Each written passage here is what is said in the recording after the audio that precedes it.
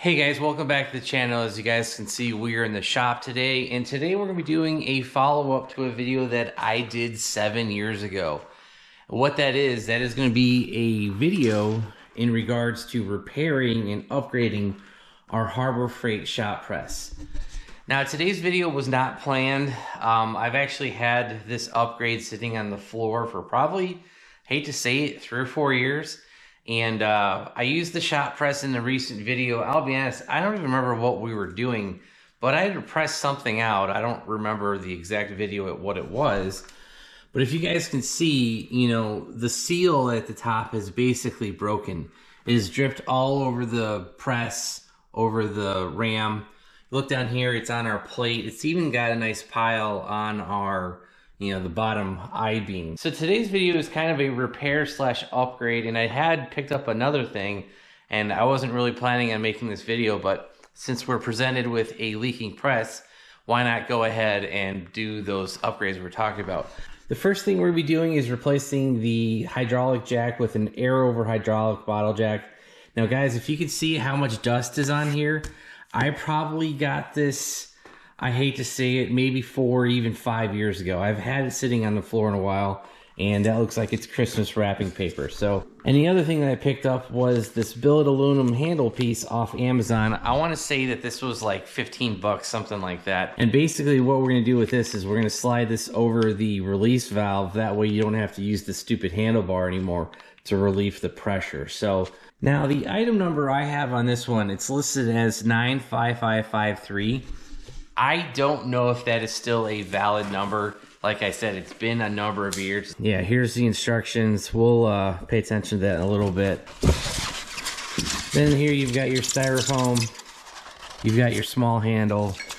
And then, yeah, basically just your jack right here. All right, here is our non-leaking 20-ton air over hydraulic jack. We've got that little handle piece so we can put right there.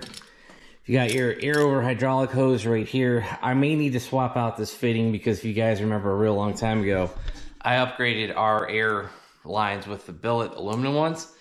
And yeah, so that may not fit 100% perfectly, so we may need to swap that. But yeah, so basically it's just a regular jack. You've got the handle put right here, and then on the back of it, you've got a little air compressor set up that allows you to run shop air.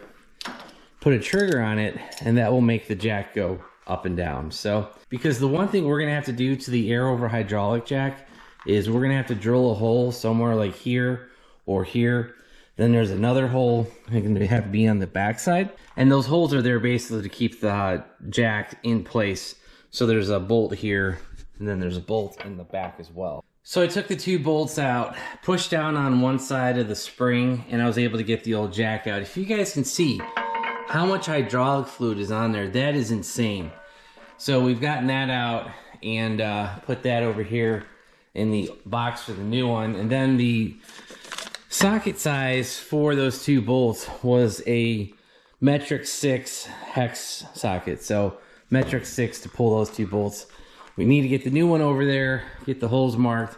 But let's go ahead and get this stuff all cleaned up, because yeah, that's gross. All right, we've got the air over hydraulic mocked up. I haven't started marking holes or anything, but yeah, we've got our air hose line coming out the back. We will wrap that down here, and then our air compressor is literally like 4 feet away. So when we need to plug this in, just run, you know, 6 feet of cable, plug it in, and we'll be good to go. And if you guys can see underneath there, you know, we're gonna mark that spot. Then we need to mark this spot underneath as well. The one thing you guys need to worry about is there is this casting line here, and if you try to put a bolt right there, it's not going to fit. So, all right guys, you can see that I have shifted the whole hydraulic plate over a little bit. It was more to the right. I initially had this lined up with the plate underneath it. I just scooched it over like 1/4 of an inch. Not even that, that's more like 1/8. And this new position is going to allow us to clear the casting mark right here. So we should come up right at the bottom right here, somewhere near where this little mound is on the top. All right, so there's multiple ways to do this, but I'm just gonna go in here, stick a drill bit in the hole, and start drilling.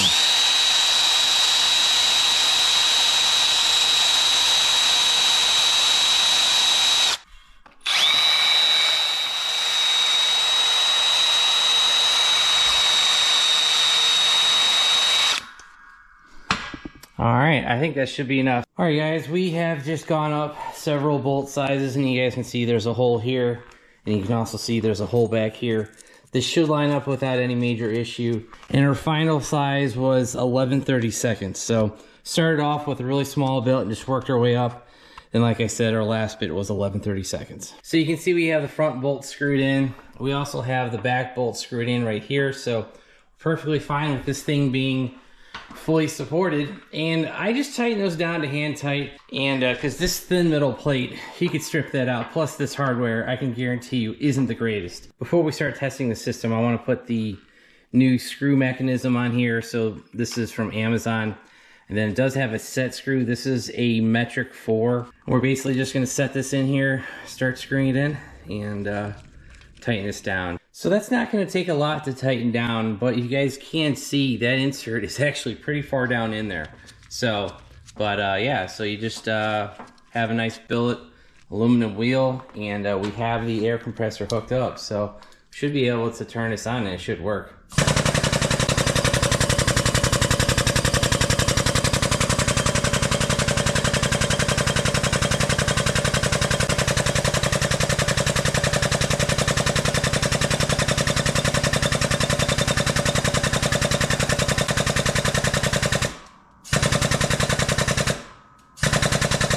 It's not very fast, but guys, I will be honest. So yeah, squeezing that trigger is way easier than using this manual jack piece over here. And you know, let's see if yeah, it works perfectly fine. Guys, that's awesome. I wish I had done both of those upgrades a really long time ago. The traditional release here, that thing sucks because you're having to grab another tool. You know, mine's usually in a pile somewhere down here, so you're having to grab another tool. Having this nice billet aluminum wheel, you know, that just releases it like that. You know, it's super quick. Then having that hand trigger, guys, that will go down 1,000 times quicker than the old manual pump. Guys, there are so many more things that you could do. I've seen people put a, basically kind of like a steel cable around one end. They put, you know, a pulley up here, have it over here. Then they have like a winch that you can like manually crank the bottom I-beam. One of the other things that I see people do a lot is a swag off-road metal press brake. They basically fill up this gap between the I-beam and the bottom of the press here. And you can bend like aluminum, steel, stuff like that. That kit goes from like $200 to like $800. I've seen, you know, various crazy things. Or you can go ahead and buy the cheap one off Jags. I think Jags had one for like 50 bucks. And, you know, obviously there's a big quality difference there. Swag Off-Road is made in America. The Jag stuff is totally straight up from China. So, you know, there's a little bit of a safety concern there. But yeah, so you guys can go crazy with a sheet metal brake. So those are just a few of the upgrades that I've seen people do. As for the average car guy, the average shop, you know, at-home guy, I think the two things that we've done, the air over hydraulic and the billet aluminum handle here, I think those are pretty much the only two things most guys would need. Like I said, the other pieces seem excessive, and that press brake is just way overpriced for what it is. And so yeah, that is gonna be it for my current round of upgrades. If we do any more, obviously we'll share it with you guys.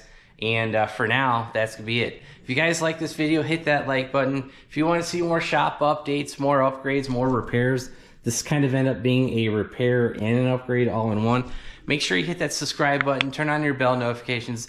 And if you guys want to help support the channel, check out all the links down below. I did get the billet piece off Amazon.